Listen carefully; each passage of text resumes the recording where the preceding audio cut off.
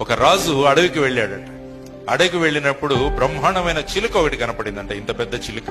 ఆ చిలుకను తీసుకొచ్చాడు. బ్రహ్మాండంగా దానికి బాదము, జీడిపప్పు, పిస్తాలు అన్ని తినిపించడం మొదలు పెట్టారు. దానికేముంది, హాయిగా కంఫర్టబుల్ గా ఉంది లైఫ్.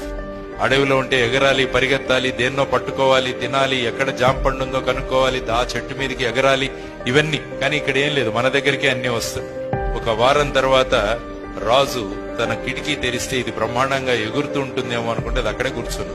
అడవిలో బ్రహ్మాండంగా ఎగిరింది, ఇక్కడేంటి ఇలా కూర్చుందని చెప్పేసి చాలా బాధపడి ఒక ప్రకటన వేసింది. ఈ చిలుకను ఎవరైనా ఎగిరేటట్టు చేస్తే వాళ్ళకు బహుమతినిస్తాను అన్నారు. చాలా మంది వచ్చి ప్రయత్నించారు, కానీ అది ఎగరట్లేదు. ఫైనల్ గా ఒక రైతు వస్తాడు. రైతు ఒక గొడ్డలి తీసుకుని వచ్చి అది ఏ కొమ్మ మీద కూర్చుందో ఆ కొమ్మను కట్ చేసేస్తాడు. అది వెంటనే గుర్తుందన్నమాట. కాబట్టి మనం కూడా లక్ష్య సాధనలో ముందుకు వెళ్ళాలంటే కంఫర్ట్ జోన్ నుంచి బయటపడాలి.